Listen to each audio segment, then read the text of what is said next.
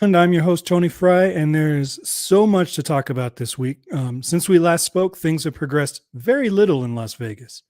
The legislation that was expected at the end of last week was expected at the beginning of this week is now expected next week. The governor has opened the door for a special session due to several unresolved issues in Nevada that have nothing to do with the ballpark. But this does play in the A's favor as there is their time is quickly running out for this legislative session, and they don't come back until 2025 unless there's that special session. Today, there were reports that officials were not eager to give the A's the $395 million they had previously asked for, a number that was $500 million just a couple weeks ago. The new number that the state is willing to talk about is $195 million, which is a massive hit if the A's needed the full $385 to acquire financing or simply to bridge funding gaps. It's believed that these numbers are what's holding up legislation being submitted, but I refuse to believe that's the sole cause, since there are 1,000 other elements to this deal that haven't been ironed out, at least publicly. Today, the mayor of Oakland went on local news and reiterated that Howard Terminal is an entitled project for the A's and that the A's are welcome back to the table at any time. She did throw in the caveat that any potential buyers of the team should also know that Howard Terminal is still in play. So we're not the only ones screaming to get rid of Fisher.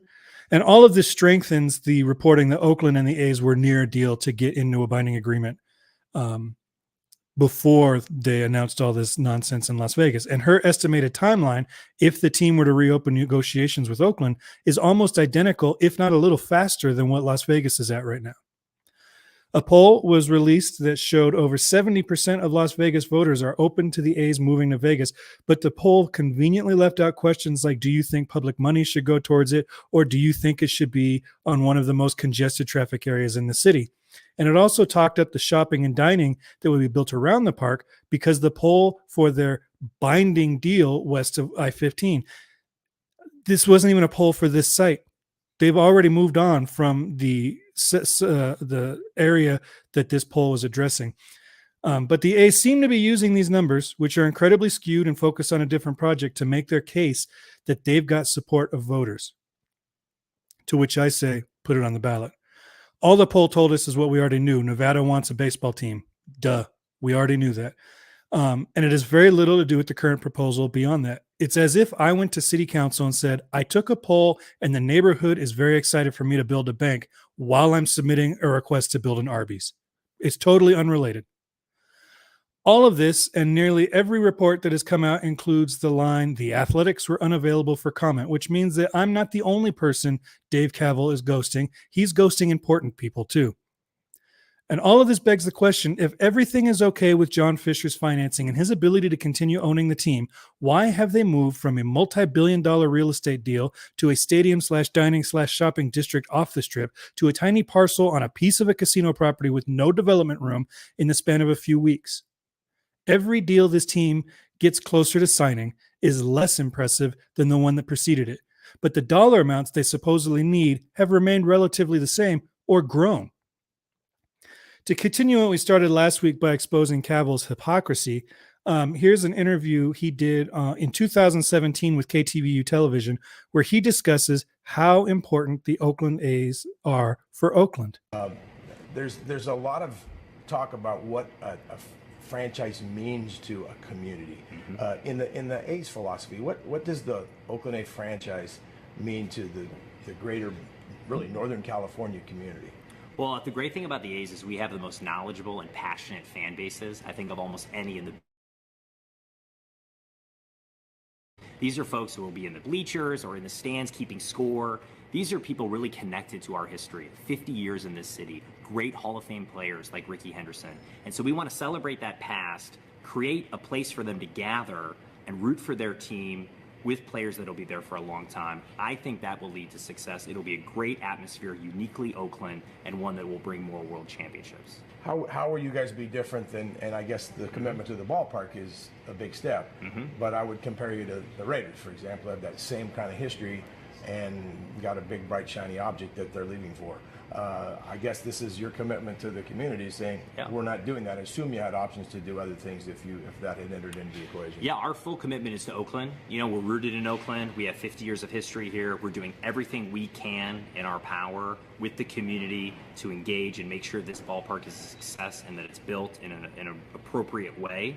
And that's our commitment to the city, and we're going to continue to push that every day. I think it was Steve Kerr that I heard say recently when he was asked about the Raiders situation. He said we have to feel like we're kind of custodians, not really owners. How would you say this ownership's philosophy is in terms of its commitment to the community? Well, I think in general, in all the pro sports teams that I've led, it's important to understand that the fans are really first. And the fans, in many ways, own the team, and you steward the team through different eras. And I'm honored enough to be the 7th president of the Oakland A's. That's a big deal. We have a ton of history. We have 116 years of history going all the way back to Philadelphia. And it's just my job and our group's job to make sure we take it to that next level. I can actually see my guests in their waiting room here that you can't see, and you could power a small engine off the energy from eye rolls right there. We've got the world's smartest fan base. Well, that's really biting in the ass right now, isn't it, Kaval? And then their loyalty and commitment to Oakland and the fans. It's just every time someone pulls up one of these videos from not that long ago, this is recent history, it just makes my brain hurt. One last thing today, I wrote an open letter to Rob Manfred, and I'm encouraging all A's fans to swing by herohabit.com to add their thoughts in the comments section. Maybe if enough people do it, it'll get the attention of those in charge. I've had articles do that before. But if not, it's at least a therapeutic way to vent your frustration over this whole situation. So once again, herohabit.com, it's pinned to the top of the page. You'll see it where I do all of my other A's writing. So without further ado, I've got two gentlemen with me today. I have self-proclaimed ancient A's fan, Eric, and we've got Samuel here. Welcome to the show, gentlemen. Hey, Tony. Hey, Eric. Hey. So I don't even know where to begin this week. It's like the same thing every week, but I said there's a lot that happened in this week. They've made, like I said, relatively no progress, but there's been a lot of news that came out this week. But like Eric and I were talking before we started, most of it was today. Yeah. With this funding gap and the legislature maybe not willing to play the hardball that the A's are banking on. What are your thoughts on what we've seen in the last 24 hours even? Wow, it was like a waterfall this morning when I got up and I started checking the Twitter feed, and it's just loaded with the legislature is not going to give the A's what they want. These are sources that remain anonymous but seem credible. Now the legislature seems to be throwing it back on the county, saying, well, if you want this, we'll give you this amount of money, but you got to come up with the rest. Now, are they going to be able to push this through by the end of the year? I really doubt this is going to happen. Right. You try to compare what Las Vegas is offering right now to what Oakland had on the table. Apples to apples, Oakland has the better offer. And then the interview that Mayor Sheng Tao did today. The city of Oakland wants to do business. Like, the city of Oakland is ready to do business on a larger site. I don't understand. The play that the A's, John Fisher, Kaval have here on a 9-acre site. It doesn't make any sense, and it's crazy to me that MLB just is okay with it, because there's thousands of fans, there's thousands of tweets. We see it trending, right? We follow the you can see it in my bio there, the hashtags that's been the most popular for A's fans on, arguing this issue. It's like MLB's not listening. There is a fan base here, but after how many years, 20, 30 years of seeing players get traded away, seeing free agents walk away, it gets tiresome, and we're tired of the excuses. We are an intelligent fan base, but we're also going to fight for our team. We love the A's. Yeah. They're a part of our community now. And this, a team just uprooting and leave, I think that it needs to end. It's something that needs to end, because communities are too tied to the franchise. Especially after almost 60 years now.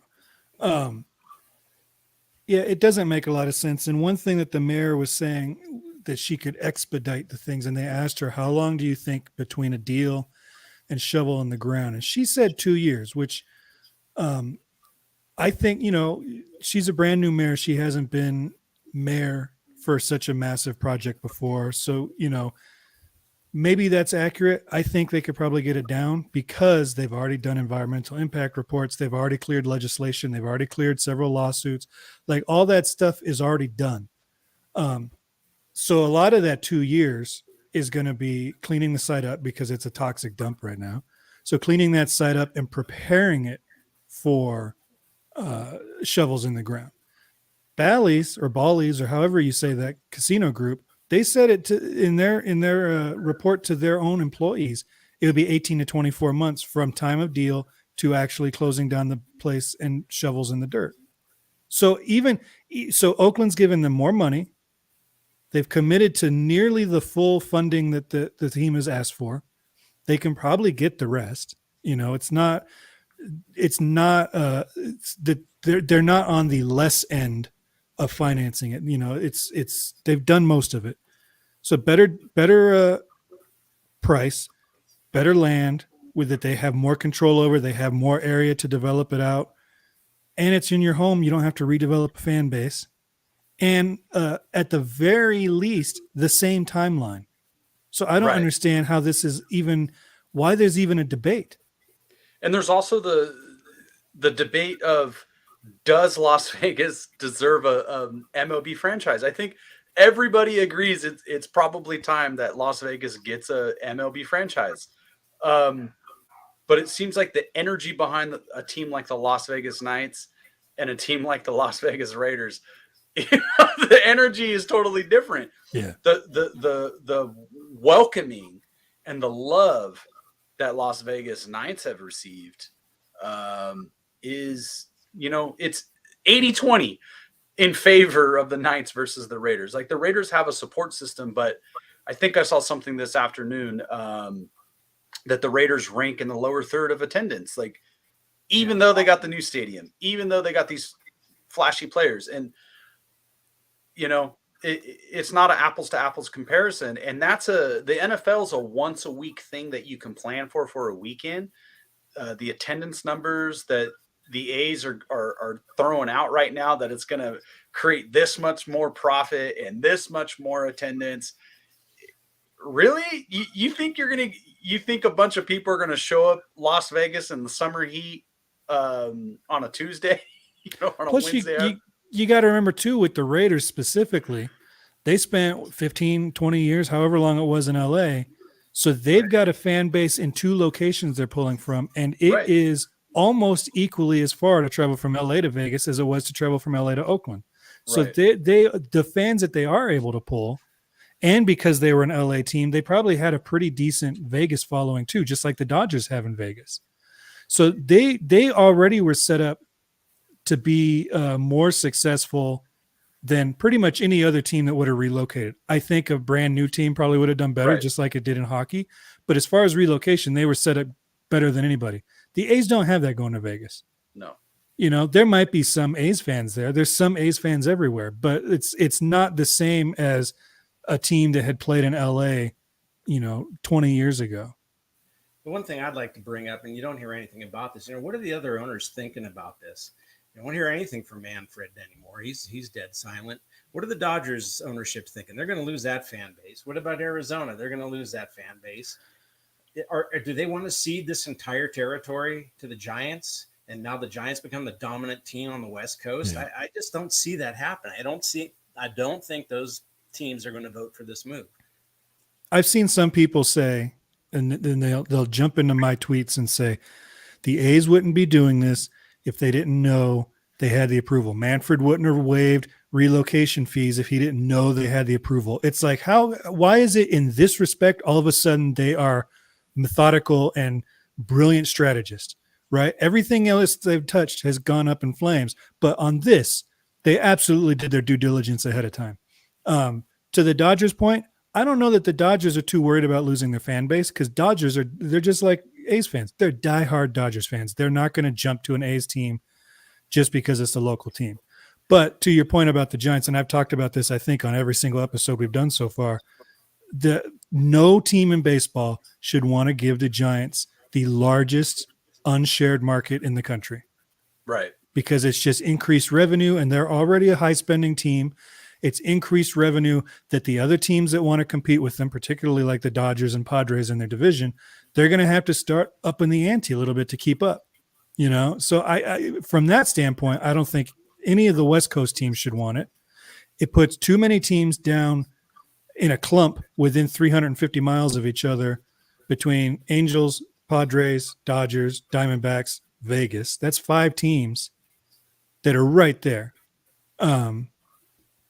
with the Rockies being a day drive away. Right. So it's like it's a tight clump, and they're not going to split the territorial rights. So the A's are going to go down there. They already share the territorial rights for Vegas, media-wise. So they're going to go down there to a market they already share 5 ways and continue to share it 5 ways. So now, with all the demands that they've made over the years about how, we need to have the development around the park, and we need to have this, and we need to have that, and it needs to be downtown, and it needs to have ingress and egress, and all these things that they've abandoned. They're not going to own the land. They're not going to own the park. They're going to have a shared television market. Like, this is a no-win for the A's, other than they'll get a stadium that will up their value so John Fisher can sell afterwards. So the only people that could benefit from this are the owners of the A's and the San Francisco Giants. It's going to hurt everybody else. Well, there's no doubt that, after Selig made that one statement that it was a bad decision to let the Kansas City Athletics move to Oakland. And he's never been in favor of the A's staying in Oakland. I never thought he should have been commissioner. But I've been around. I went to my first game in 1971, and Vida Blue pitched the first game I went to. And the last game I went to was a 73 reunion team. And then Vida passes away. And then this news breaks, and I'm just like, man, this is too much. But I digress. I saw this before, back in the late 70s, when the 76 season ended and everybody left for free agency because of Charlie Finley. And it was, wow. It was tough to go to a game. There's nobody there. But I went a lot in 77, 78, and 79. I went to 55 games. I mean, can you imagine that? There's only 1,000 people at the ballpark. So here comes 1980, and it looks like the A's are moving to Denver. They're that close. They're sitting there after spring training, ready to go. They're going to wait for the phone call from Charlie Finley. Are we going to go north to Denver, or are we going to go west to Oakland? It was that close. But Oakland filed a lawsuit, and that scared Marvin Davis away. So the A's came to Oakland, and all of a sudden, geez, they started winning because Finley decided, maybe I better put some money in the ball club because I got to sell it. And yeah, they started winning. Fans started coming to the game. I mean, I saw crowds that bigger than any crowds I saw before, 40, 50,000 coming into the ballpark. And then the A's were sold, and Finley made a little extra money back up enough to where the fan interest was there. But you look at today, this guy's done everything he can to destroy it purposefully, and it's obvious. And how MLB lets this happen, like, now I'll put on my foil hat, but it sounds like it's just a conspiracy to get the A's out of the Bay Area so the Giants can have the territory. Go ahead. Yeah, to piggyback off of you, Eric, like this was a few years ago, pre-pandemic. I went to New York, and then I took the train over to Boston. So we followed the A's on their East Coast road trip, New York and Boston. That particular year, the Yankees were not very good, and Yankee Stadium was empty. But you don't hear about move the Yankees, and unfortunately the A's lost that game. I had a blast. Yankee fans were actually I've been blessed. Every time I go on the road, I make friends with the opposition. So I've been very lucky. I went to New York. I met friends. I followed them to Boston. I met a bunch of friends. As soon as the game was over, there was a lot of trash talk. There were, back and forth. And you know, after the game, Red Sox fans, shook hands. Some of those people who I still see on Twitter and follow me on Twitter, they've reached out in support of what's going on for us A's fans. I was just in San Diego and Dodgers, and Dodger fans were crazy supportive of Oakland. That was like an overwhelming conversation that I had, and even from San Diego, because they know what this is like going through, with the Chargers. The Dodgers fans are very smart. Like, as a NorCal guy versus a SoCal guys, we get into that regional rivalry, but I have a lot of respect for the Dodger fans when I was down there, because they remember Frank McCourt. They remember when the Dodgers were completely mismanaged and baseball intervened and forced the sale. There's a deal on the table that the city of Oakland wants to do business. The fandom wants this here. We want nothing more to spend money. We would love to spend money on tickets and jerseys and memorabilia and do all of those things. And how MLB is just letting this slide is just crazy. It's just absolutely crazy that the Bay Area is one of the richest regions of the world, and they want to abandon this market and surrender it to the Giants. Of course, the Giants are going to be in favor of it. But it makes no sense from an MLB total strategy to surrender the East Bay.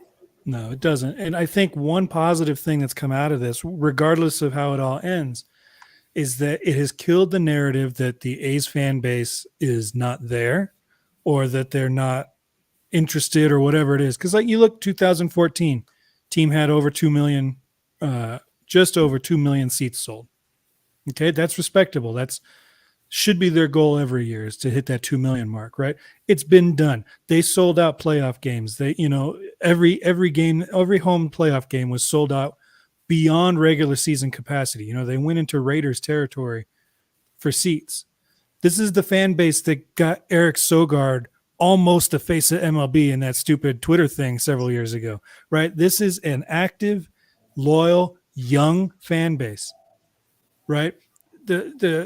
I can't speak for any other fan base, but I have to think, just based on the number of times I hear people from the commissioner's office and stuff saying, we need to appeal to younger people, we need to get millennials and Gen Y and all that stuff, I have to think that most fan bases in the 29 other teams skew older, right? And obviously we have older fans. We've got the guys that have been here since 68 and everything, but you go, that right field bleacher crew, they're all in their 30s and 20s and 30s and 40s probably. They've all got money and they're all spending it at those games.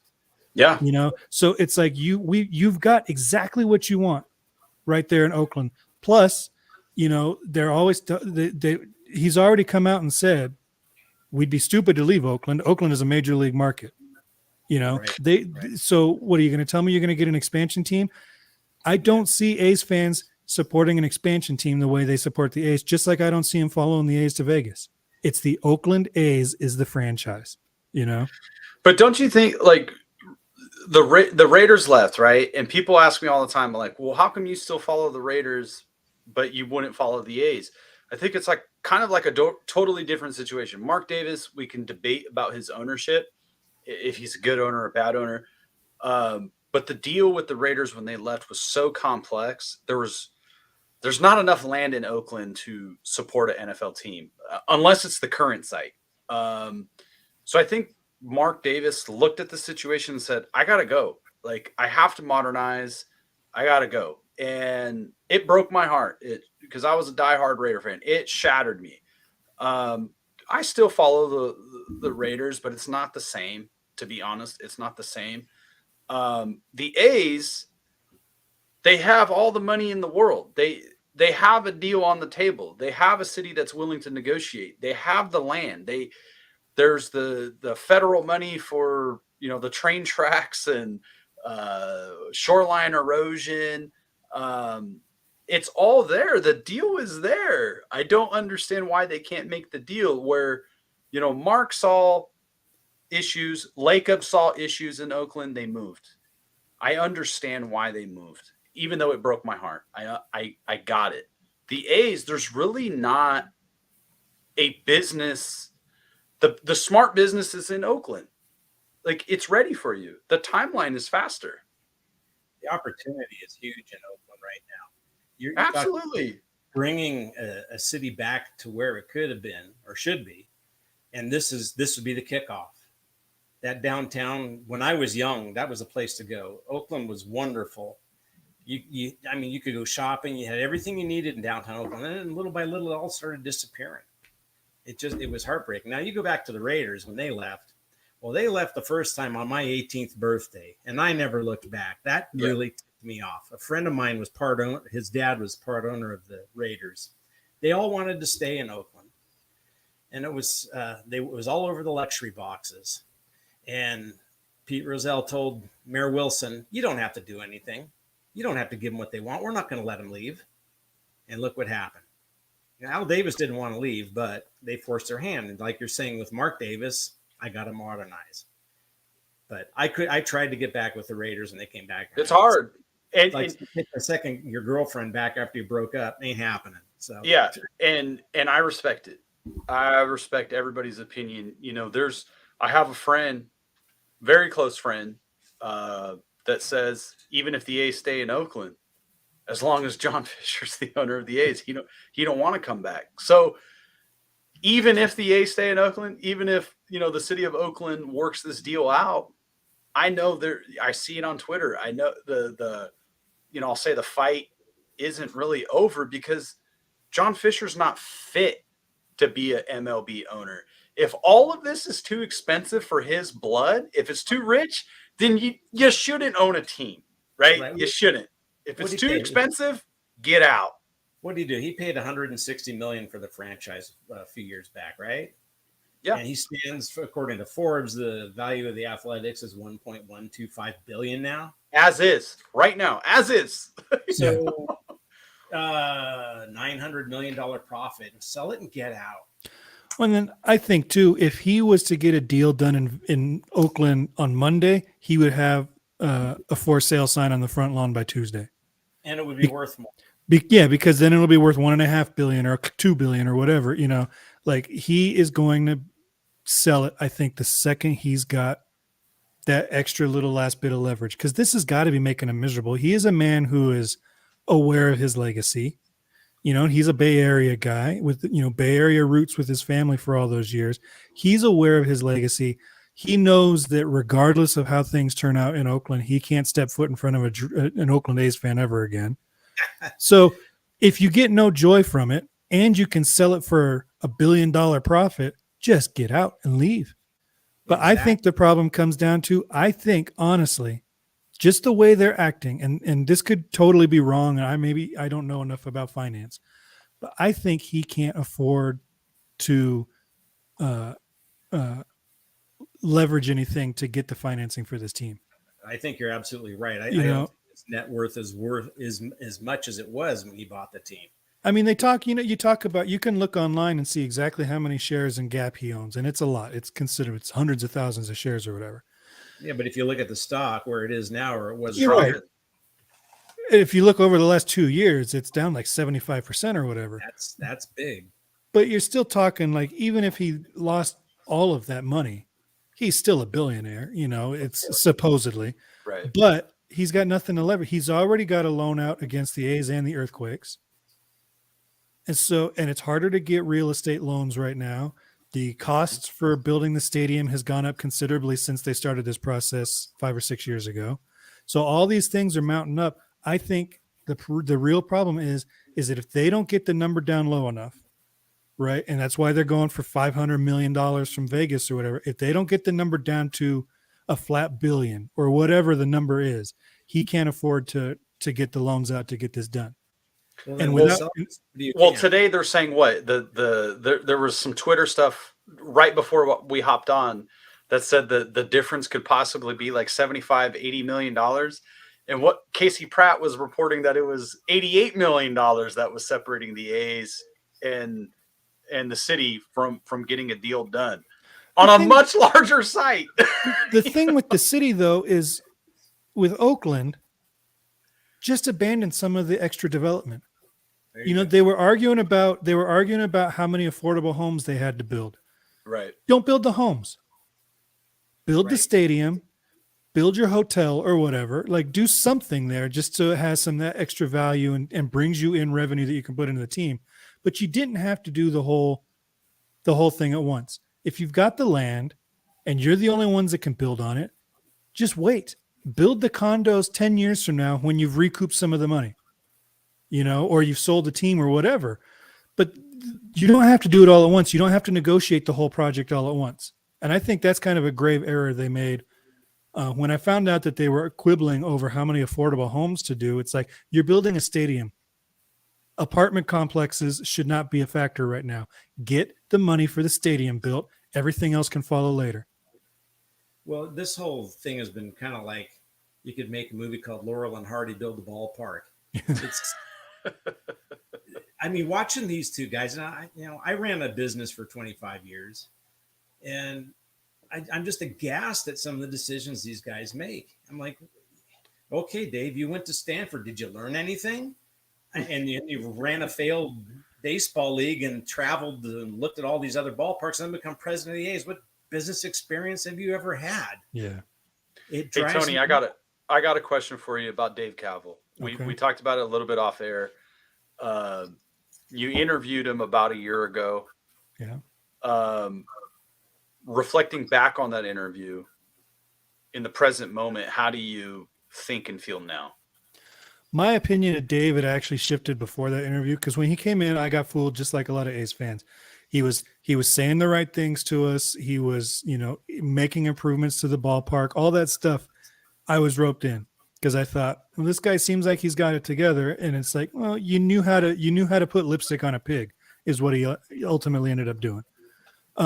My opinion of him had faded over that time leading up to that interview. And I had talked to him, except for the pandemic years. I think we've had an interview with I've had an interview with him every single season he's been president. Mm-hmm. Like, the first time I talked to him was 3 weeks in or whatever. And then I did a thing with him at Fan Fest. He did my podcast at the time. We did a print interview and we did that one. So I've talked to him 4 or 5 times at length.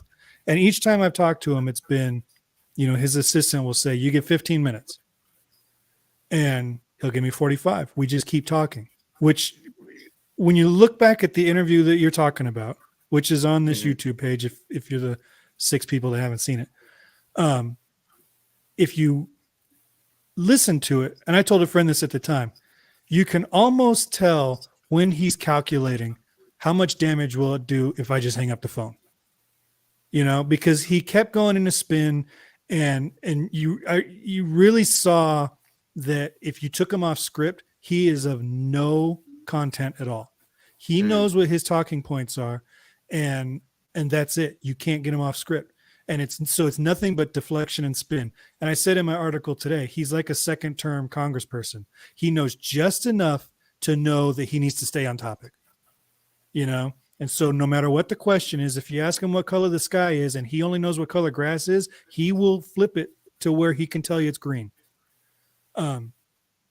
That interview happened the same day that him and Damon Bruce, who's a Bay Area radio, well, now he's a YouTube guy. Him and Welcome Damon to Bruce, the club, Damon. Yeah. If you're a follower of his, you should follow me as well. For sure. He got in a fight on Twitter with Damon Bruce because Damon's made some statements or whatever you want to call it, tweets, kind of criticizing him. David said that's not how accurate, and Bruce said, "Come on my show and tell me then." Sit down. Right, I remember this. And Kaval had turned it into this whole like weird, oh, why don't you come down to the Coliseum on Wednesday at 3:30 and we'll have Elon Musk moderate a debate. And he tagged Elon Musk in it. And it's like, first off, that's a little clout chasey to be tagging Elon Musk in it. Secondly, you've been invited to a radio interview by a radio journalist. Damon Bruce is not required to debate you. The onus of getting a message through is not on the journalist, right? You debate someone who takes a contrary position. Damon Bruce is not taking any position at all. Theoretically, right. He is trying to get information out of you, truthful information, especially on a radio station that used to, broadcast your A's flagship games. station, right? So he did that. That was like that morning. And then he did my interview that afternoon, and it wasn't live streamed, so it took a little while to get that going. So he did my interview the afternoon, and then that evening was the Giants A's game where he got in an online fight with a fake Seagull parody account. Yeah. This is all in the course of This. like 16 hours. All that happened, and since then he's almost virtually disappeared from Twitter. Until the infamous Golden Knights video, and just burned whatever equity he had with the Oakland A's fan. Exactly. Just torched it. So he pops on every now and then to say ducks on the pond or to show his seats from the stadium, and then that's it. And then in the last few weeks, I don't even think he's done that much. I think there's been like 2 retweets of an A's post, and that's about it. So it's just enough for you to know he is on Twitter, he is watching, he is seeing, and he's this. Twitter banning. He's complaining to Twitter and banning A's fans for calling him out on his nonsense. You think so? No, he did. Right field Will. Right field Will got banned? Yeah, dude. So right field Will had a post. I want to say about a week ago, and he goes, "I'm back from Twitter jail." And some folks asked him comments like, "What happened?" And he goes, "I insulted Dave." So it happens, and there's other people. Will, if you're watching, next week has some open slots for you to join me. I want to talk about that. I'm telling you, man, it happened, and it's happening to other people too. Jay in the chat says he changed his background from Oakland to a blank base. We talked about that last week because I think it happened the day we went live last week. That he's already distancing himself from the Oakland. Which I get because you're negotiating with Vegas, so you don't want all these Vegas people to be saying, well, you're still advertising Oakland or whatever. But it's like you are still the president of the Oakland A's. Until you have left the locker room, you're still the president of the Oakland A's. So you should be leaning into that. So my impression, going back to your question, short story long, when I got off of that interview, first off, I thought, like I said, there were several times I know he wanted to hang up on me. And then I thought he's never going to answer my call again. And I actually thought that about halfway through. You can see the moment in the interview where because I'm on video, you can see the moment in the interview where I'm like, you know what? I'm just going to go for it. Because like I knew I was going to ask him the tough questions, but I didn't know I was going to keep pushing him. And at some point, like you just hear the same lie over and over and over again, and I can't slap him. So you just got to keep pushing him, you know? And so there's like a moment where I'm like, I'm just not going to let this go because like I've got the receipts. You know, he's trying to tell me the season ticket prices actually went down. I've got the receipts. I've got people sending me DMs telling me that their price doubled.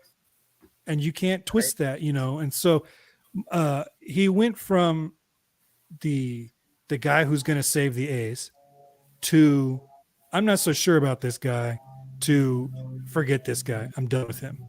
You can't take a word that he says as truth. And that has been the prevalent mindset I've had in the year since. Like, there's nothing he can say that I would believe.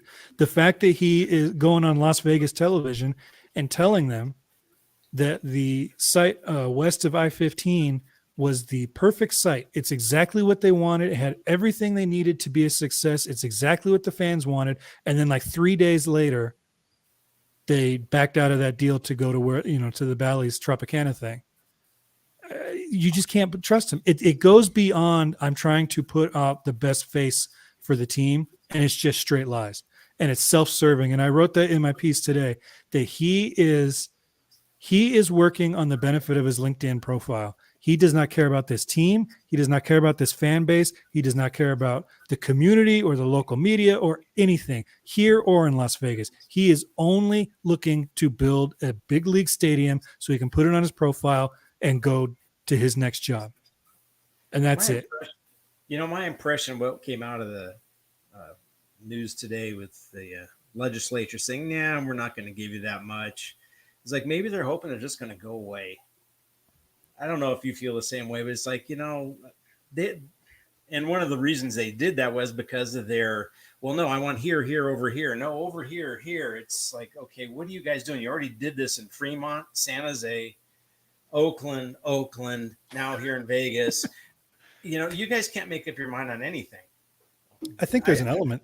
I think there's an element of why should we get in business with this guy?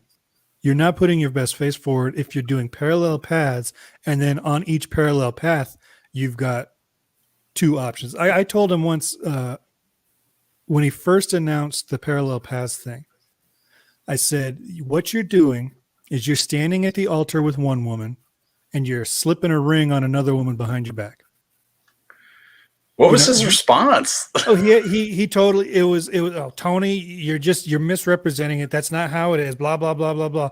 He's got no meaningful response to that, but that's exactly what it is. You can't say your vows to one woman while you're messing around with another one and claim that you're in a stable relationship with the one you married. And that's exactly what he's doing.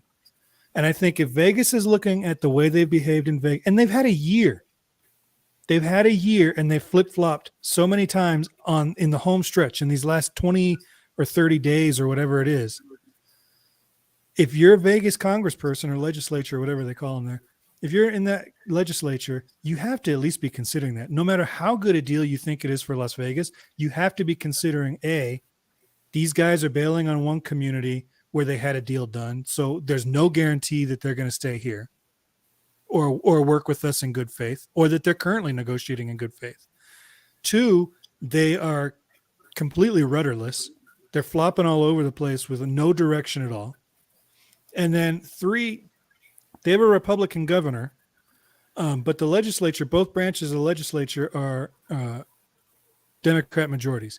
And Nevada Democrats are fiscally conservative. They do not want to throw more money than is necessary at anything, particularly these kinds of projects.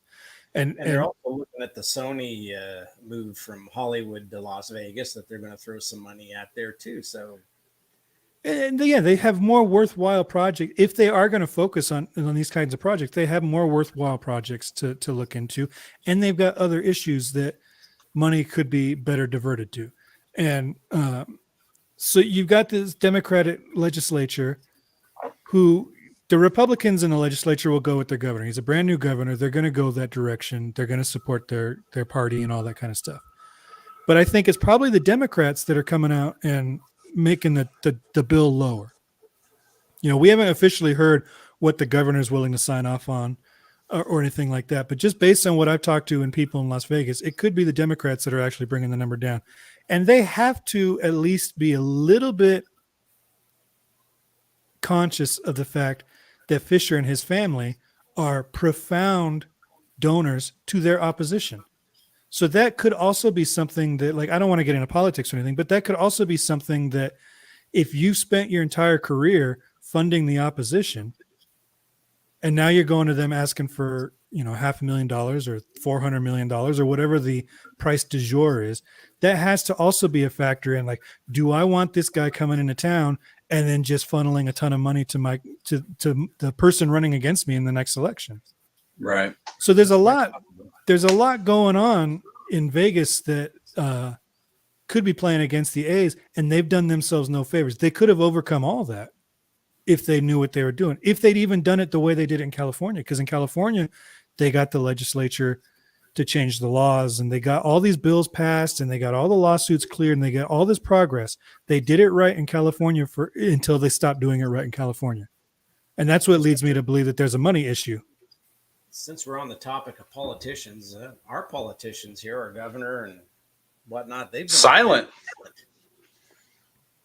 And the governor's been silent for us, and that's I'm glad you brought that up, Eric. I was confused by that too for quite some time. Why is the Las Vegas governor, the Nevada governor, so hands-on with this deal and ours is not?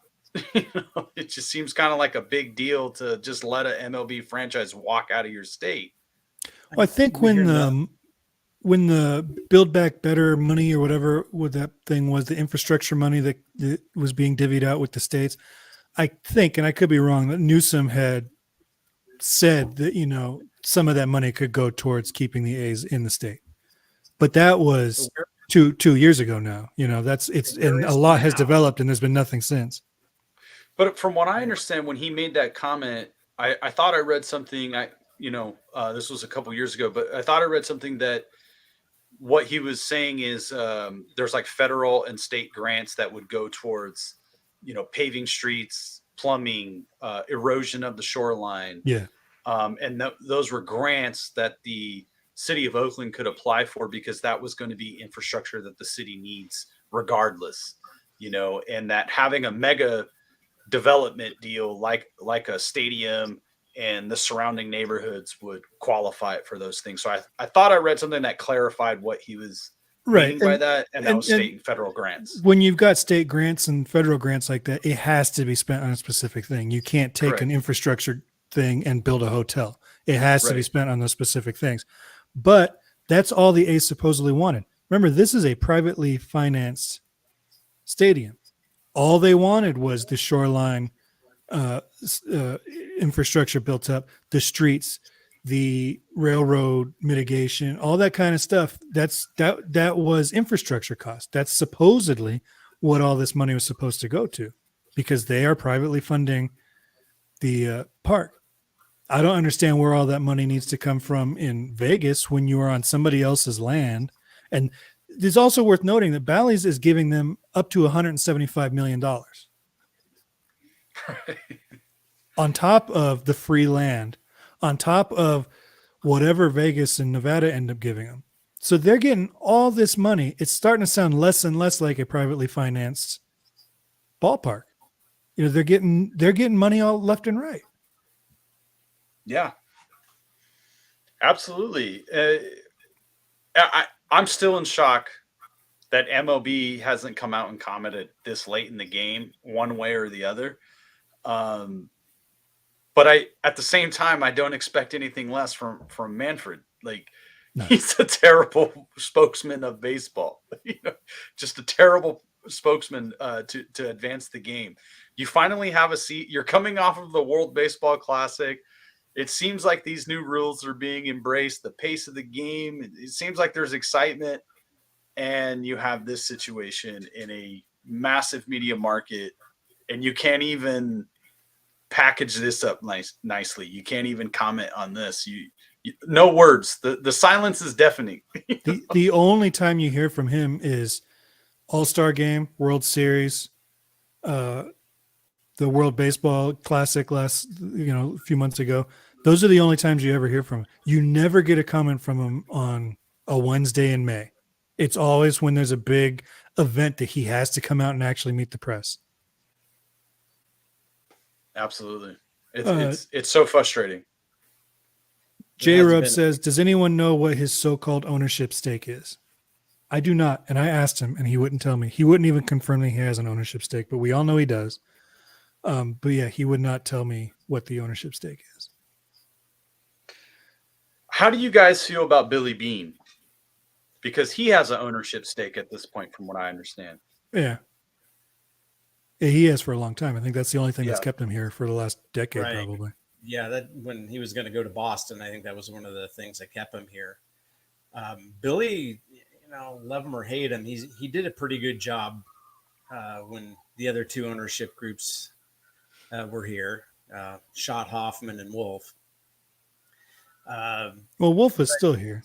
He's still in the ownership group, but yeah, he is, but he isn't as big of a. He's not the president anymore, right? He did a pretty good job, and I was thinking about that. What is his feelings on this? Does he feel this is a good move or not? I don't know. I'd love to hear from him. I'd like to hear from anybody else in the ownership group. It's not just those three guys, but you really haven't heard anything from any of the ownership group, and I don't know how to get a hold of them, and they're not going to talk to me anyway. But it'd be nice if somebody was able to get a hold of those guys and be like, as minority shareholders, how do you feel about this? Because they all bought into the Oakland A's.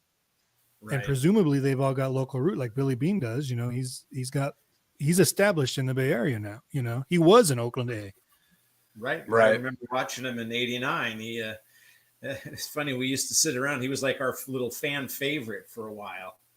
We'd sit around the lunch table, listen to the game, and we had like beanball and all this stuff back when he was a player. We liked him, but he didn't perform as well as he was hyped to be. It's tough that he hasn't said anything. And like I've said 100 times, John Fisher has gotten to the point that he is at now because Bean and Forrest have made him look like a genius, because they're so good at their job that under his tenure, he's been into the postseason half the time. I just fielding find a it horrible bankroll. absolutely. I just find it crazy that last year they were fourth, fifth top in revenue, $50 million or something like that they profited. Where's that money? Because you didn't put it into the minor league system. Forbes actually came out and redid those numbers after that article came. They were more like 15, which is still middle of the pack for a team that spent the least and won the fewest games. That's still pretty good. Right. But where's that money? Where's the revenue sharing from previous years? I know there was an interruption in revenue sharing for some time, and then the A's got back on it. But where's the previous revenue sharing? Where's the money from when you did have good attendance draws and you were making the playoffs? Like, we know about the lunches they were giving our minor league players. The only team to lay off its minor league players and then have to bring them back because I believe it was Billy Beane. I could be wrong on that. Billy Beane said, "Hey, this is a bad look. You pay your minor leaguers." All of that stuff just feeds into, I think, what you were saying earlier, Tony, is that Fisher's strapped for cash. He doesn't have as much liquidity as he should as a billionaire. The thing is, too, if you're getting $50 million in revenue share, or whatever the number is, and you're so that's supposed to be in addition to your payroll. You're supposed to put that money back in the team. So you can't get $50 million in revenue share and put out a $55 million payroll. That's not doing your share. You should also be putting in 50, and now you've got $100 million payroll. And so for years, he's been getting away with basically just putting the revenue share and just almost nothing of the team's own money back into payroll.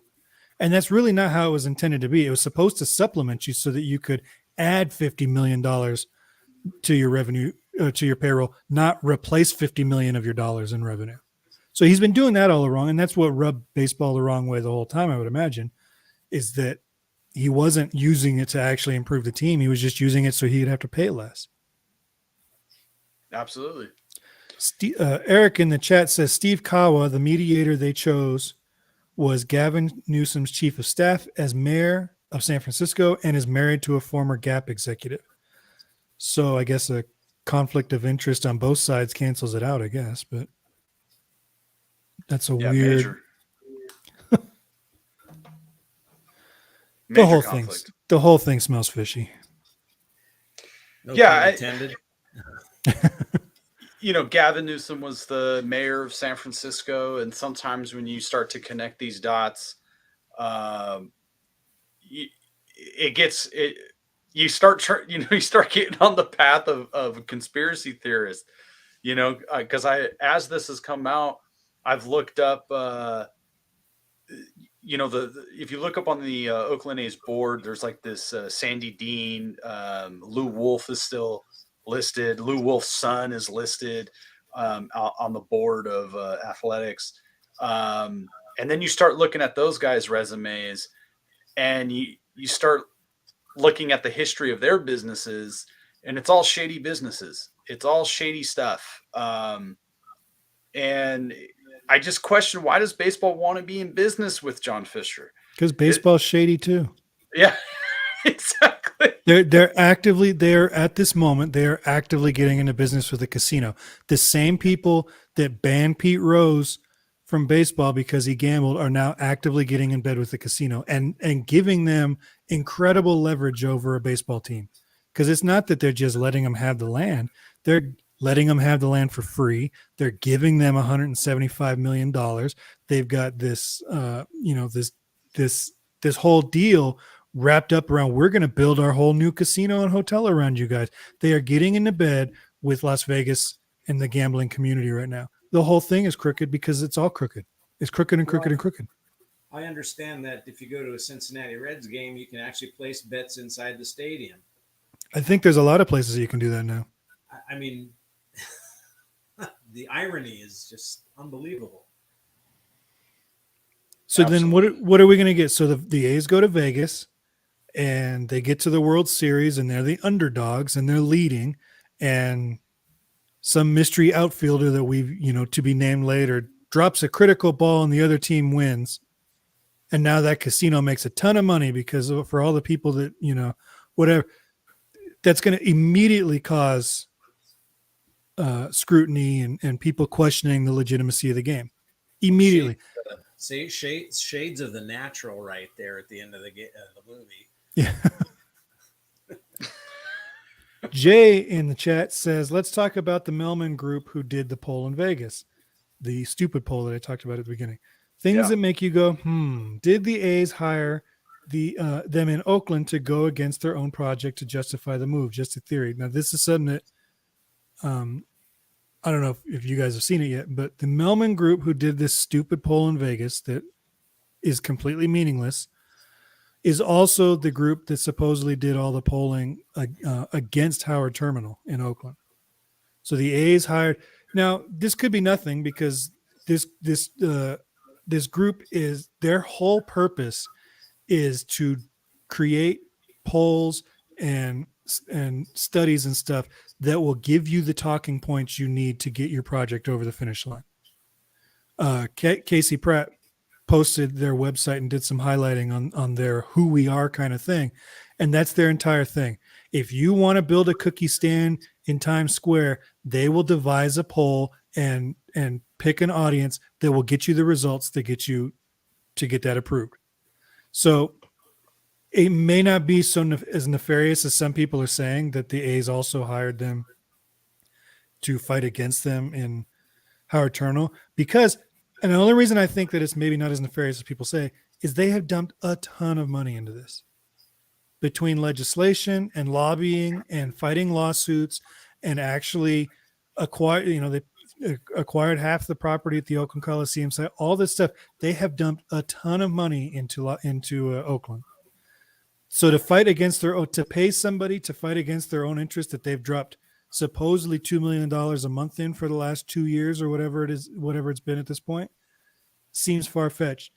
But as far as optics go, it is kind of shady to hire the same group that you've been supposedly fighting their propaganda on the other thing. It's like, I don't know. It just makes no sense. They asked. Nothing out of this makes sense of what the A's plans are. It's all just this misguided, there's no plan. It's a farce, and I think that's what's so confusing with A's fans is nothing makes sense. Well, that's the thing, is like I said it once, I was like, people are coming out thinking that these guys are playing 3-dimensional chess, but we're all sitting in front of a Monopoly board. It's like we're not playing the same game. Like you can't be saying like they're 3 steps ahead of us. Like, no, they have lucked into a few things and then they've totally screwed up everything else.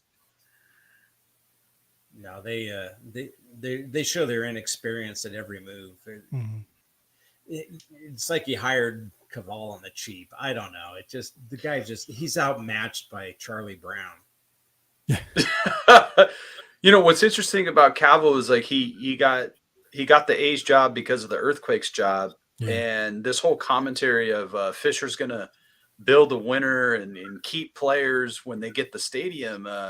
It hasn't happened with the Earthquakes. Nope.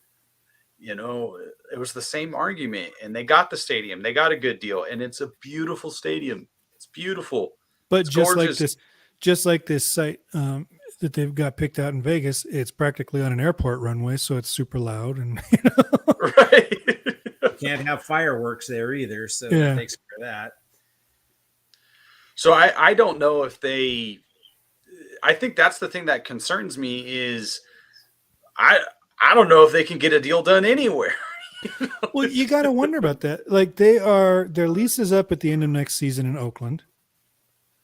They need to get some kind of binding agreement by the end of this year to stay on revenue share. So let's say that this Vegas thing doesn't fall through and they're not able to get a binding agreement by January 1st or whatever the deadline is. It's sometime at the end of the next season. What do? They're homeless.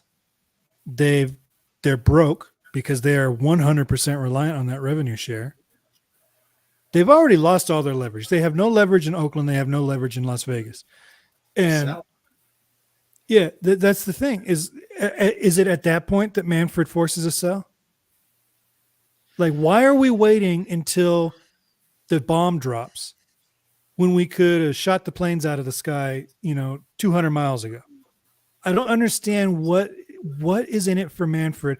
And like I wrote, somebody came into my tweets today and said, the commissioner works for the owners, so he's always going to bow down to them, and billionaires sympathize with billionaires. And that's true to a point, but that's not how it was intended to be. The commissioner's office was supposed to work on behalf of baseball, right? So sometimes the players hated the commissioner. Sometimes the owners hated the commissioner. Nobody hated their commissioner more than Charlie Finley did in the 70s. That guy was up Charlie's ass all the time. Mm-hmm. Well, he was largely responsible for further damaging the A's by not letting Charlie trade and buy players to restock his farm system. He blocked them at every move. And yeah, I sympathize with Charlie, and I just don't see how I'm getting off track here, but to what you're saying, Manfred doesn't give a damn. The owners are the ones that are going to get hurt. If this continues, their revenues are going to slip because when they come bring their team to Oakland, they're not getting anything. Yeah. So there's where the pressure could come from. That's where it came from with Charlie a little bit. It was really his divorce that put him over the edge. But I can see the pressure starting to mount from the other owners if this keeps up. He's got to go. Well, that's the thing, is like Manfred may work for the owners, but it's his job to convince them that he's right. As the president of anything, a business, a country, whatever, it's your job to go to the people you represent and say, I'm doing X, Y, and Z, and this is why it's right. And you may disagree with me, but this is why I'm doing it. This is my rationale. This is how it's going to benefit us. This is the path to wherever we're going. That's his job. So instead of just doing nothing and hoping that the owners just let him keep being commissioner, he needs to make the case. He needs to be able to say, look, this whole thing in Oakland is out of control. John Fisher needs to go. I'm going to force a sale, and this is why it's better for all of us.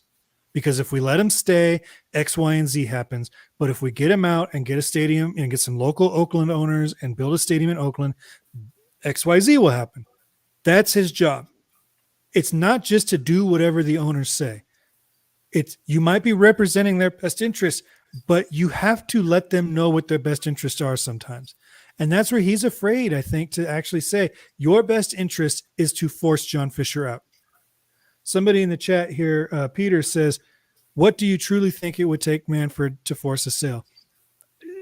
It would have to come out that Fisher either sexually assaulted someone or used the N-word. That ultimately, that's the only thing that's going to let him out. Because if it gets to the point where Fisher can't afford it, he'll have to sell. He won't need to be pressured into it. He'll have to sell. But I think the only aren't as good as he says. Like McCourt. I missed the first part. What'd you say? Well, like with McCourt, he didn't have the money to run the team anymore. So is Fisher in this position now? We don't know, really. And that's the thing. Like, I could see Manfred saying, hey, if you can't afford to do this stadium and you can't afford to pay the payroll, you need to we'll help you find some buyers. But that's different than saying, you've got 30 days to sell this team. That's different than forcing him out. Advising him is different. He may have already advised him, and Fisher might be taking or ignoring that advice. But I guess my fear is Bud Selig was the owner of the Milwaukee Brewers, right?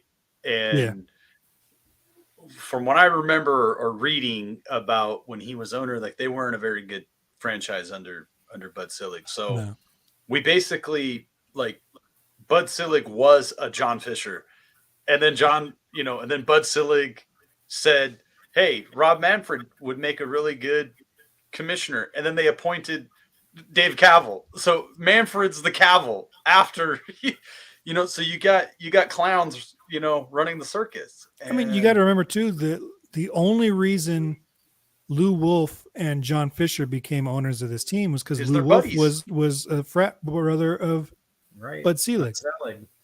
So like that whole thing is crooked from the top. They had offers from other owners, but Lou Lacob, right? We know about Joe Lacob having the standing offer for the A's, and I think we know what the Warriors have accomplished with Joe Lacob, and I think that's like a dream scenario of A's fans, is because that instant equity of an owner that would be committed to winning. At the same time, as much as we would dream of that and embrace that, I think teams, a team like the Giants would not want that, because they've been second. It's a threat before, so they don't want that again. That would be a threat, to the Giants, because if Joe Lacob, if on Monday Joe Lacob was announced as the new owner of the A's, on Tuesday, that game would be sold out. Absolutely. It would be sold out. It would be sold out the next day. You'd get A's fans from Vegas flying in to buy tickets for that team. I was at the game against the Mariners in 1980 when they announced over the PA that Walter Haas had bought the A's from Charlie Finley. And the whole stadium stood up and applauded. And man, it just took off after that. I even bought a season ticket plan the next year, and I was still in high school. That's how excited we were. It was phenomenal. The vibe in the stadium as soon as Finley was gone was just like, this place is alive. It's no longer the mausoleum. It's the Coliseum, and this is where it is to be. It was something I just can't really explain. You had to be there, and I was fortunate that I was. And that could happen again. I wasn't alive then, so I can't relate. But if you wanted the World Series parade that they never got in 1989, announcing that John Fisher had sold the team would probably get you there. People would be, the streets of Oakland would fill up with fans. Definitely. Absolutely. It's like the Munchkins coming out when you drop the house on the witch. It's like, and it's not just Oakland, it's the entire East Bay. Like, it is a huge region of people that would come in on BART, driving in, the locals walking in. I'm a big fan of the Howard Terminal site. If it does happen, I think that's the site that I'm hopeful for. But at this juncture, I'm kind of like, if it's the current site, it's the current site. If it's something else, it's something else. That's what I've always thought. It's like Howard Terminal would be beautiful. You could build a beautiful park there. Jack London Square would be revitalized, and it's a cool area anyway, but it would have, some growth and everything. But I would also be thrilled with the current site. I mean, it's better for traffic and getting in and out, and more convenient for people that don't live in Oakland. They got BART right there. Yeah, but that's never been a legitimate plan B to them. And that's your most logical, your parallel path the whole time should have been the current site. Especially when you bought half of it. Yeah. and they just they both say, well, it's just not a proper site for a ball club. I explain to me why you feel that way.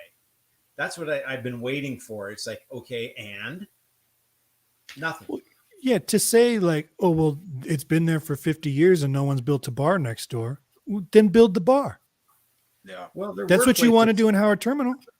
There were some places back in the old days that you could go to. There were restaurants in the Hofbrau down there. There were places to go, but little by little, they all disappeared.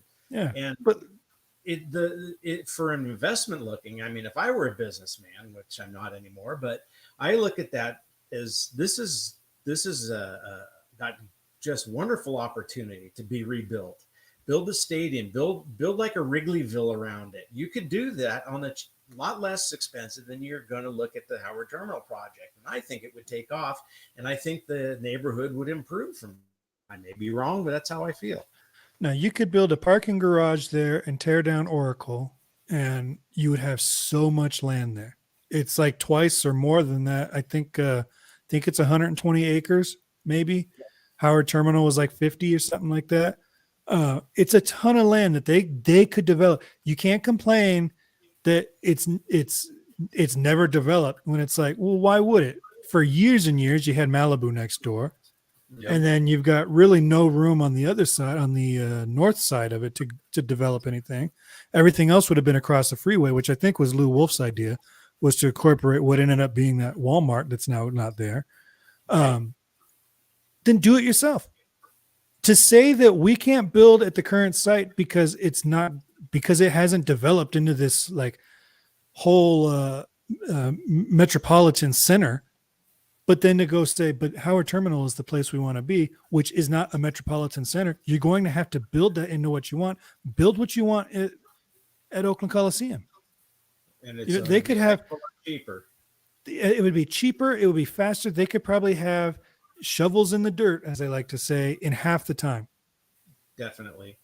Yeah, you can build on the current site. You can build a new stadium or start building the new stadium on the parking lot. And then, you get that built, you take out the old stadium and Oracle, you start building some infrastructure. It would take stages, but you would be clear. The runway would be clear to land on that. Yeah. It'd be inconvenient for a few years to be really great for a lot longer. Absolutely. But they have a history of, the Laney site, the Fremont site, the San Jose site, and now the Las Vegas sites is you announce these locations without a really thought out plan, and we've seen these renderings and we're seeing renderings now. It just seems like chaos. Don't forget chaos. Don't forget Coliseum City. I think there was a Lake Merritt somewhere in there at one point.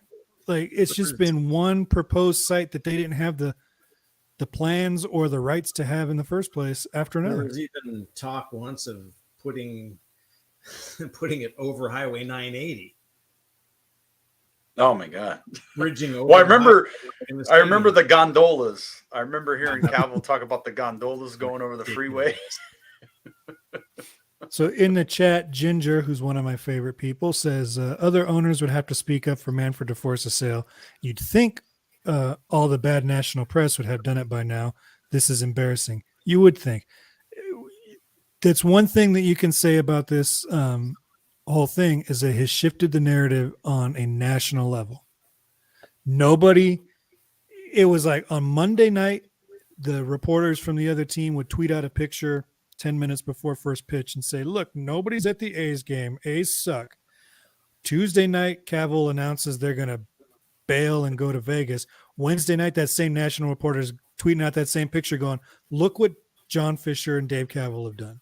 Like, overnight, the narrative of it's the fans shifted to this is a response to the bad ownership. And you would think that the other teams would be tired of having that hanging over their head, especially if you're a team like the Rays, who are going through similar issues with their stadium search. And Eric says people are saying Manfred won't pressure Fisher, but he already did. And the Athletic reported he agreed to use relocation as a threat and wanted to after Laney. I didn't read that article, but it doesn't surprise me. To a site he never had any agreement to anything. No. Makes no sense. I'm going to build a hot dog stand in the middle of Main Street in Disneyland. I've announced it. What could go wrong? Well, Walt's not selling you the land. So. Well, then I need a parallel path in Universal Studios. Peter says, I've also been a huge Sacramento Kings fan since the late 90s, and even I was surprised David Stern really stepped in. I don't think Manfred would ever step in unless he gets enough pressure from other owners. That's true. There is precedent if you look at other leagues for the commissioner's office to kind of come in and be like, get your act together. Well, don't they need 3/4 of the owners to vote yes on this? Yeah. I just don't see that happening. That's the thing, is you need 3/4 of the owners. Las Vegas, the Raiders only got the yes in Las Vegas by 1 vote. So you only need 1 more no vote than the Raiders got to kill Las Vegas. So like they've got a lot of very tight votes to actually get this done. Because I don't think you get SoCal. I don't think you get any of the SoCal teams. I don't think you get Arizona. I don't think you get Colorado. I don't even think you get the Texas teams. And then you just look at the National League. Anybody in the National League West, I don't think you're going to support that, because you're surrendering that to the Giants. At that point, they've already lost the vote. So yeah. So I don't see why an owner would even vote yes. It doesn't make any sense. I don't see it either. No, Unless, if Tony you get a said yes vote from the serious. Dodgers in particular, who somebody in the comment stream pointed out that the Dodgers have opened up a team store in Las Vegas. Mhm. That's how solid their fan base is in Las Vegas. If you get a yes vote from them, then there is some back Mhm. dealings The in the most back. money that baseball could make is you leave the A's in Oakland, you get an expansion team, and not just Las Vegas, but probably some other market to keep it an even number. So then you have two expansion teams paying whatever fee to get into the league. That gets divvied up with the current owners in baseball. Um, there's more money in expansion in keeping baseball teams in their current markets. Right. That's beneficial for the league for the entirety of baseball, is not to abandon markets. So again, it's just baffling No. that we're here. The current total is like $2.4 billion. Right. So two expansions, because they'll expand it by two. Two expansion teams will get $5 billion split among 30 teams. Right. Even the A's would have a better benefit from waiting for expansion than Exactly. moving. Where MLB is saying, "Oh, we're going to waive the relocation fee for the A's, so you're not going to collect that money, and Oakland is not going to be an expansion team because then the Giants are going to be like, well, that's our territory. Right. They vacated. It's ours now. Nobody can go there." What ownership group would want to go into Oakland after 2 decades of being told Oakland's a bad baseball market? Right. I just don't. I don't see anybody coming in and saying we're going to do a franchise, expansion in Oakland. Yeah. Peter also says moving the team sets a detrimental precedent for the future of the MLB. If blaming attendance gives you the option of moving the team, then what stops other owners from ripping teams away? Exactly. I saw that point on Twitter. Might have been Peter that made it, but it's like if you don't want to play in Baltimore anymore, just tank your team for a few years until attendance is down to 3,000 a night and move. Well, the A's only drew 306,000 fans in 1979, and then over 800 in the following year when they were sold. So it can be done. Absolutely. Peter asks, still no word whether or not relocation fee will be waived. Correct? No, it is absolutely waived. Manfred came out and said it, and he does not need. That's completely at his discretion. He doesn't need the teams to vote on that, is what I'm told. I haven't gone through the bylaws myself, but I trust my source on that one. And then Ginger says, I want to believe they are doing the legwork for Vegas expansion, but they're managing to screw that up too. That's what I've been saying all along. I've been saying this all along, is that Manfred went to John Fisher and said, listen, you need to get this done or I'm going to make you sell. I want you to go to Vegas, find out everything you can about Vegas. We'll tell Oakland that you're there looking for a new site for yourself. And then when they crumble and fall to their knees and beg you to stay, you sign a deal with them, and then we'll have all that information for an expansion team. And then along the way, Kaval opened his mouth, leaked something to the press he shouldn't have leaked, and the new mayor called their bluff, and now they're scrambling. And that's why it was so poorly planned. I want to believe that's true. I don't know if it is, but like if you look at the way they've behaved, it all makes sense in that regard. Oh, Absolutely. definitely. Absolutely. I mean, go ahead, Eric. Go ahead. I'd like to, Casey Pratt the day or two ago put out a short video about how to fix baseball in Oakland, and he mentioned that there's 2 ownership groups that want to buy the A's. Now we can assume that Lacob is one. Who do you guys think the other one is? Could it be Larry Ellison? The Oracle man. Maybe. I think his name's been floated around. I know years ago it was the guys from Clorox. I remember that. We're making offers or interested in buying the A's, so it could be them again. I don't know. Yeah, I don't know either. Or maybe it's going to be a combination of them that ends up coming together and saving the ball club with some pretty deep pockets. That's what I'm hoping. Now that the Warriors are out of the playoffs, we're going to have Casey on the show pretty soon, so I'll make sure to ask him about that. Not that he'll tell us, but if he wouldn't say it in his video, he's not going to say it in mine.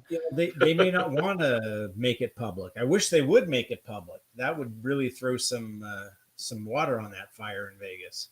If I was in an ownership or potential ownership group that could legitimately pull the money together to buy this team, which would be cheaper than buying an expansion team. So if you're local, it's in your benefit to buy the A's too.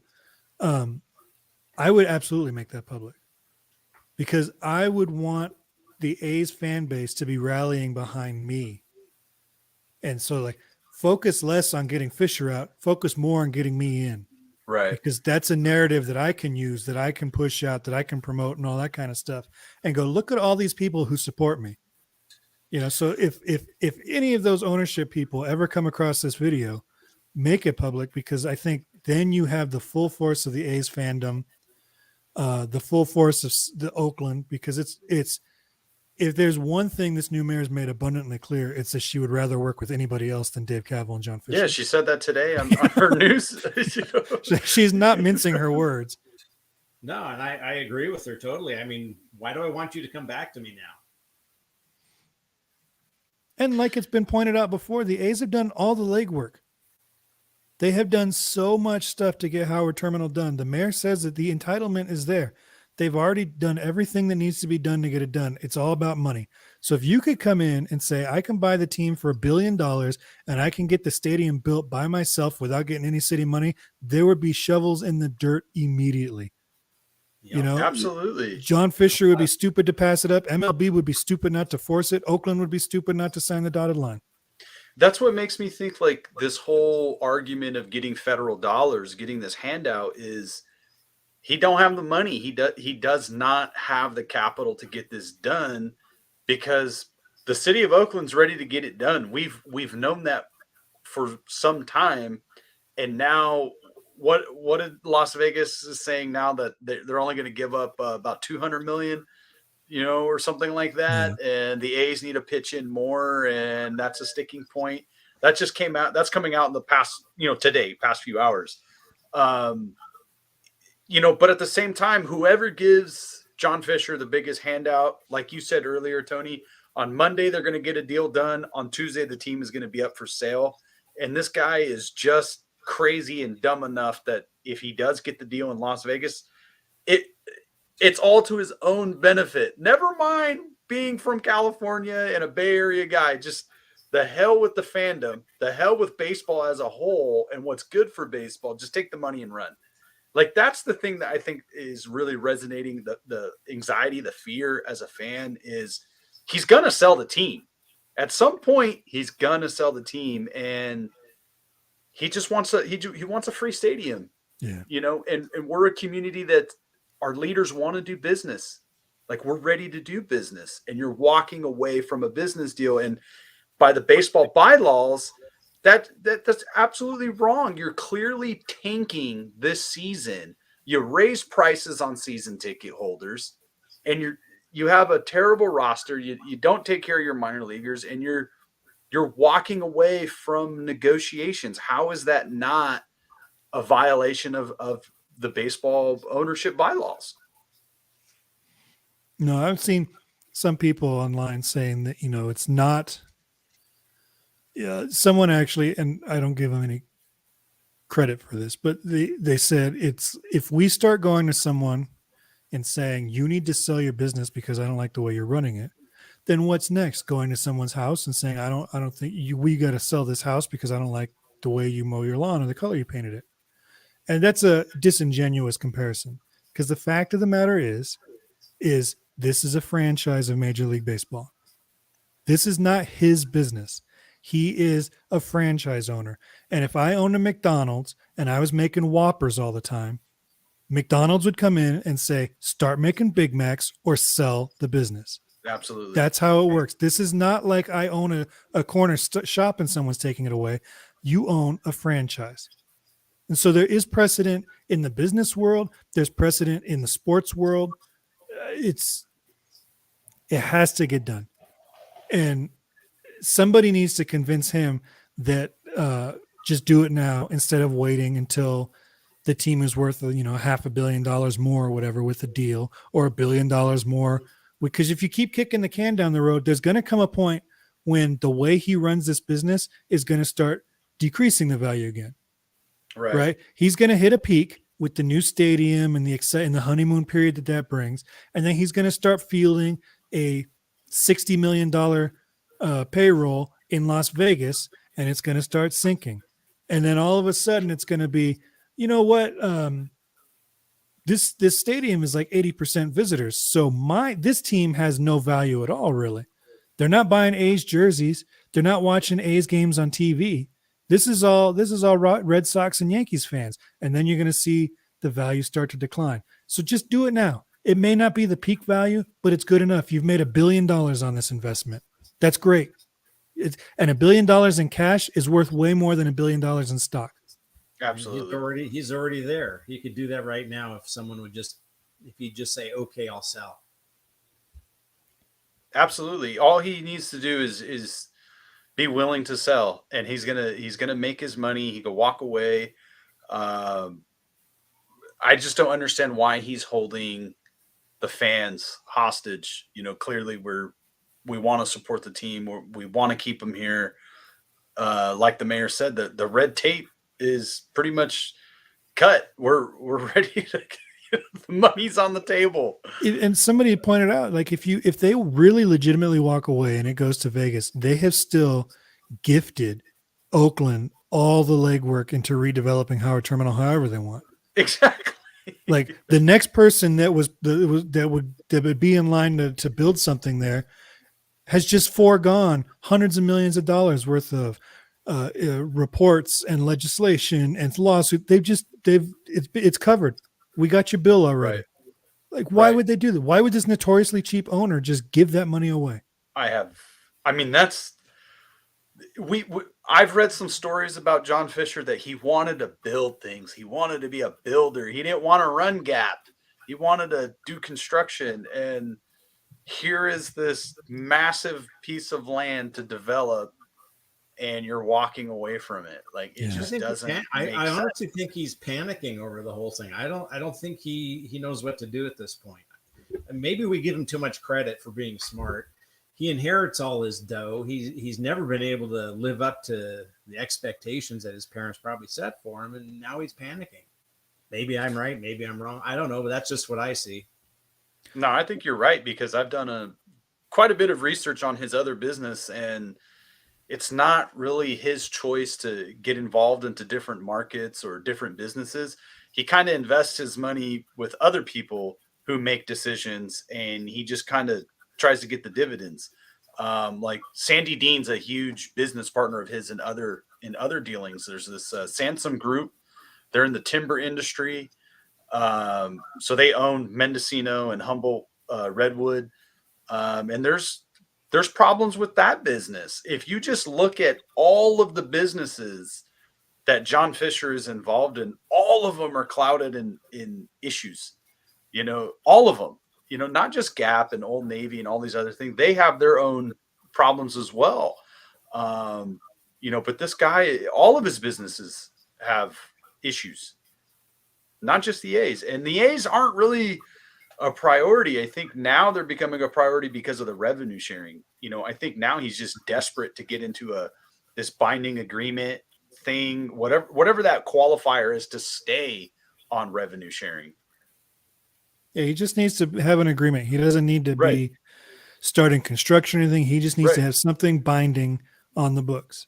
Right. And then he can stay on the revenue stream. And the thing is the one thing that might make Vegas attractive to him is if he moves to Vegas, he'll stay on the revenue share because of the 40th market in the country. He'll need to be on the revenue share at that point. They build the stadium in Oakland, he will eventually get weaned off of that again. But at that point, but now you're worrying about something 10, 15 years down the road. You're not going to be the owner then.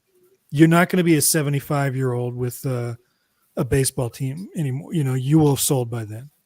So that's kind of a ridiculous thought. Vince here says, I think Forbes gave him a self-made score of 2 out of 10. Jesus Christ. Well, there you go. It's like I said it to somebody the other day. It's like you've got Fisher and Kaval playing a game of baseball, and Kaval shows up at third base, and Fisher's already there, and he goes, "Hey, I started here," and Caval's like, "I was waved in from first, even though nobody's seen me run, and they're not convinced that I can actually make it home. They waved me all the way in." And now they're racing home, and neither one of them knows what they're doing. It's because like you skip the first two bases. And I think that's part of the problem with these guys is like, because Kaval, I think, kind of he got out of college and started that baseball league, and then he became he Quakes left guy. he left that to become the Quakes guy, and then the A's. So the guy's like what 47, 48 years old. He's in his late 40s, I think. He's had 3 jobs. One of them was his own business that he bailed on. And then the second 2 have been under John Fisher. So he really doesn't have the real world experience either. They're both guys that failed upwards. Mhm. They got promotions because of the colleges they went through and the backgrounds they have and the last names they may have, but they failed up. That's the epitome of of John Fisher being wealthy and privileged. Yeah. He could just fail through life and still come out a billionaire. Well, that's the thing is Gap stock can tank 75% and he's still a billionaire. Yeah. Yeah. He also owns some pretty fancy art too.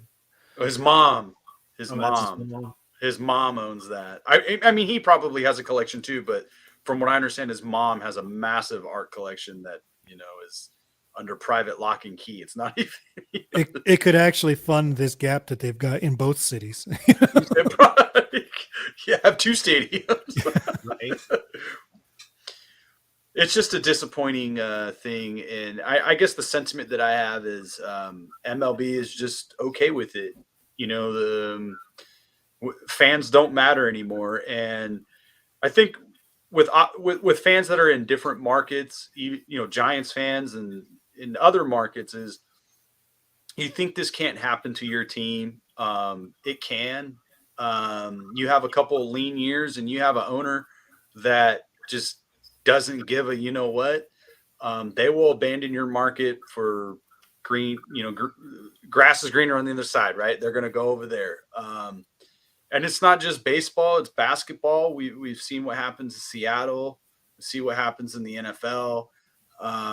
I just think we're at a time where all of these major league sports, just relocation is not healthy for communities. It's not healthy for the leagues.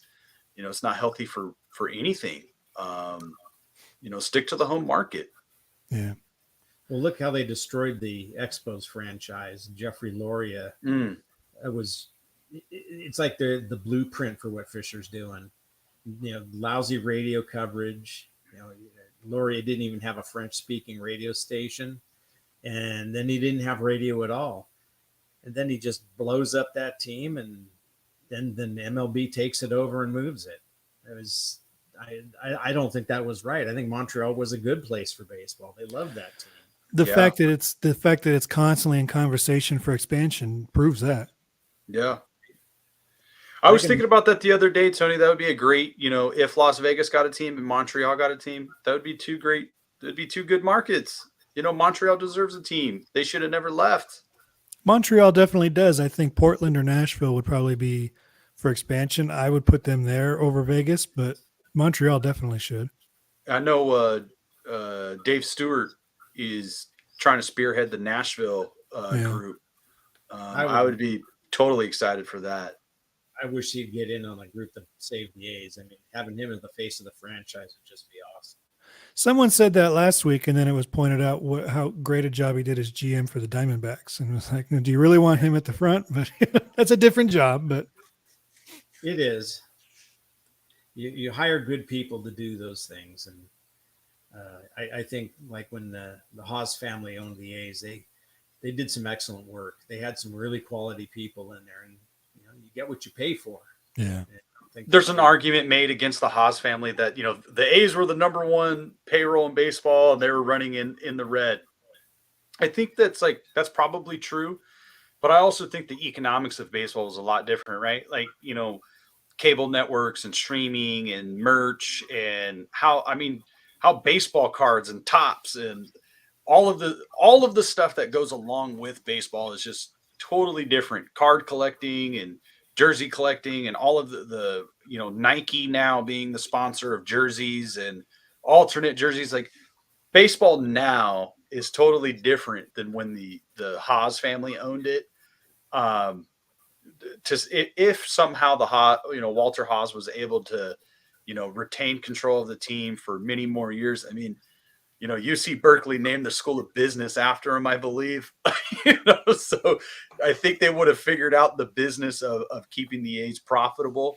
Yeah. Shot's got at least 2 buildings named after him too. So who knows about that?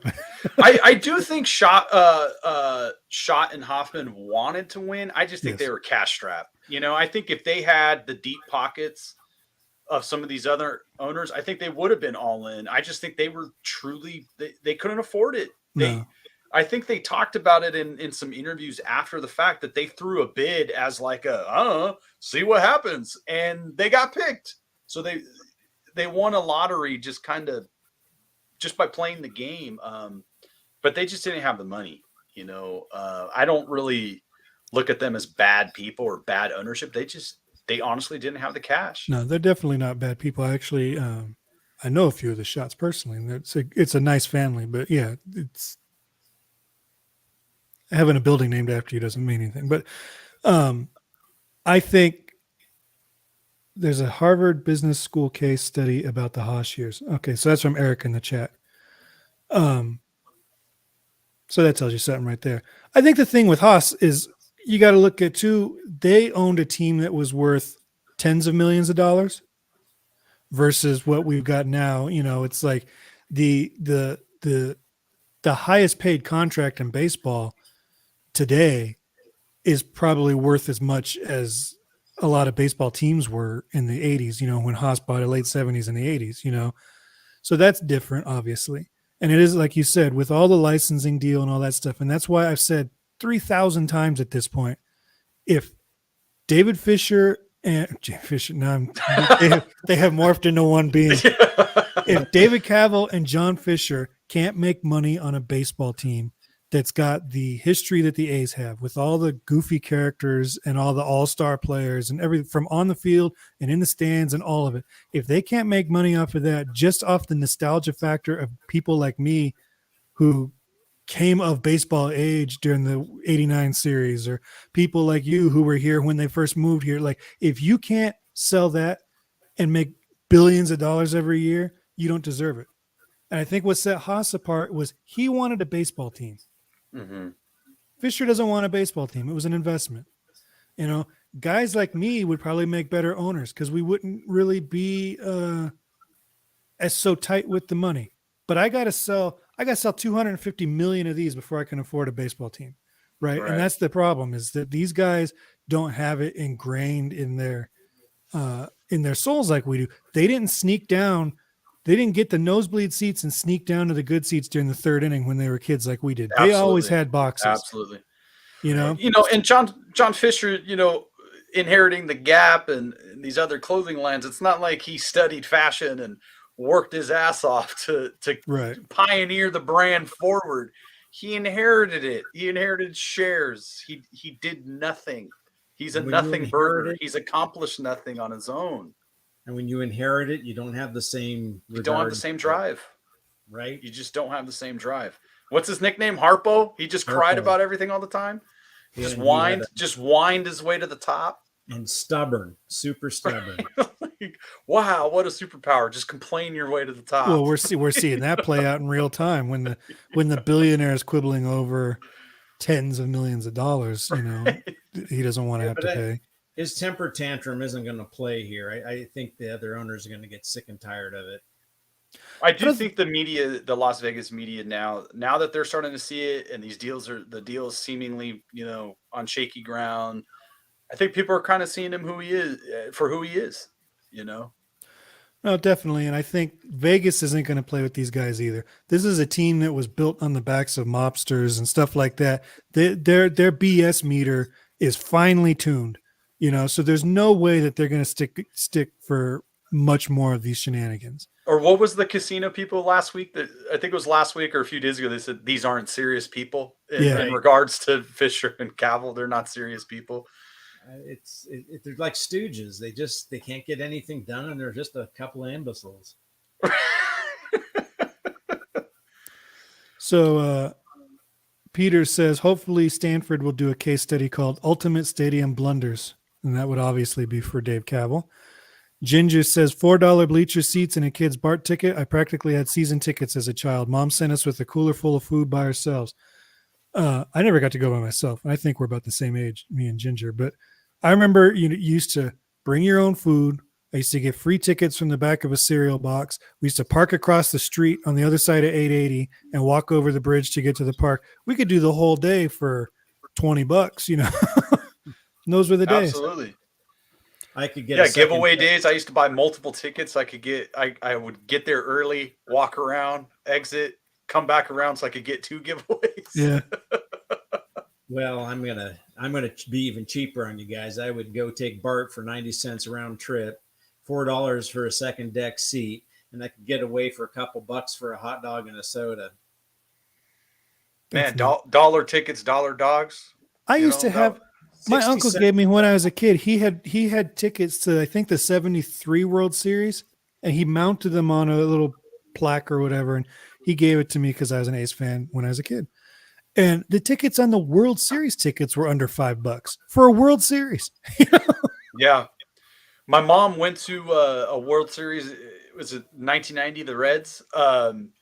She went to the World Series game, and she got home really late, so I'm a little kid. I come crawling out. I'm like, Mom, where you been? She's like, went to the World Series. I'm like, but there's just such a generational connection to the A's, and that baseball's just okay with abandoning multiple generations of fans and multiple future generations of fans. Just to walk away from it is just insane to me. I cannot wrap my brain. Maybe I'm just too emotional about it. Too committed about it, and it just doesn't make sense. That's been their problem this whole time, is like they keep talking about we need to get the younger generations, and they've been doing this for 25 years, right? Even though attendance is up and profits are up and team values are up, they keep saying we need to attract the younger audience. And they keep trying to change the game to appeal to the younger audience. And what they need to be doing is appealing to us, because we're the next year.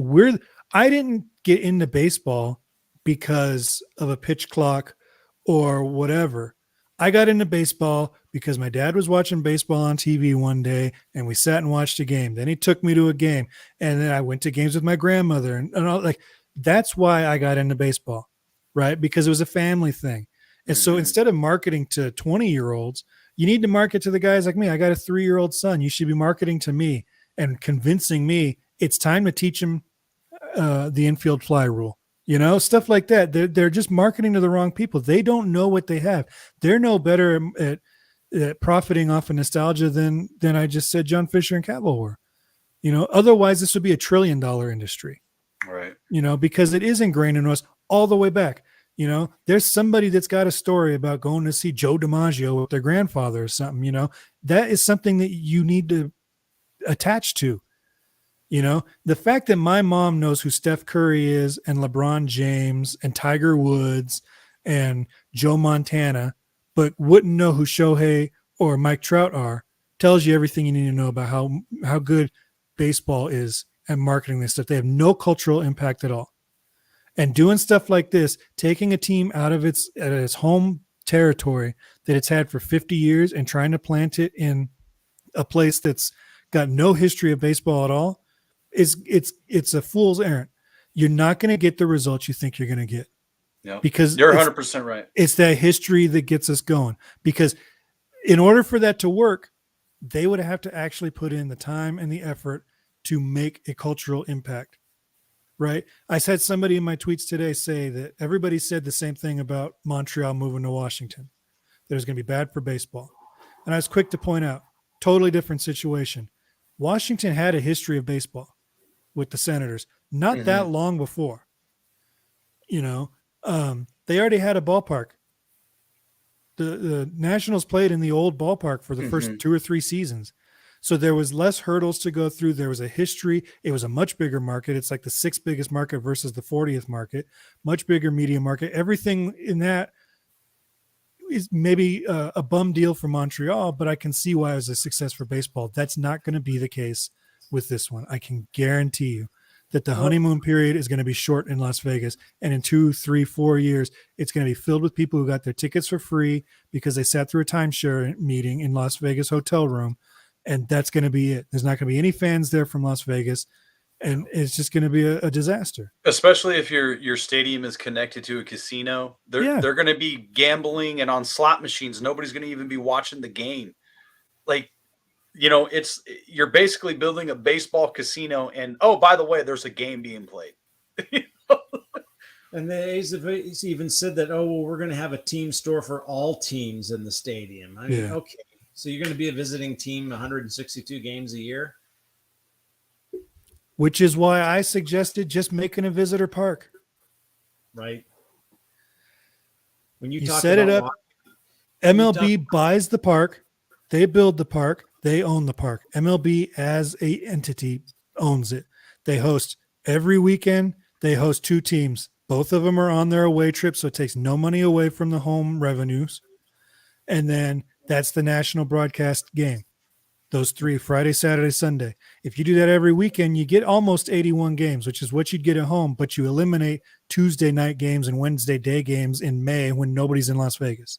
That's actually you split the money with the teams, so they all get a piece of it. They all get a piece of that broadcasting money. And then the other revenues, the MLB puts in a pot to pay for stadiums for other teams. So if the A's have to go to Oakland for $400 million, the MLB will just give it to you and you can skip the cities altogether. Because as we've seen with the Coyotes, the appetite for publicly funding stadiums is drying up. It is. And so why doesn't MLB just create something that they can start self-funding these things? Because there's going to come a time when all these stadiums are going to need to be replaced. The Giants stadium's already 20 years old now? Older than that, ain't it? Is it maybe 25? It was late 90s, early 2000s, wasn't it? I don't know. I don't go over there. Yeah, it's hard for me. It's hard for me to care for something I don't care about. But it's like it's going to come a time when that one's going to need to be replaced or severely revamped or whatever, So if MLB had those funds because they've been collecting all this money from having their own ballpark and their own revenue stream separate from everything else, then you take the cities out of the equation, things start moving fast. Plus, you got a home for the All-Star games and the World Baseball Classic and minor league championships, all that stuff. You build it right in there. Well, I think I said this on Twitter last night. I was having some conversations with folks. I think the region and baseball would do better that the A's do stay in Oakland because you got the Giants Stadium that's on the water, and let's say we build it at Howard Terminal, you get a new baseball stadium there. I think the world has embraced this, World Baseball Classic, and you'd be able to host, some games, the championship series or the final rounds in the Bay Area. To have Levi Stadium and the Giant Stadium, and if the A's stay, earthquakes, you have the infrastructure to host even larger events.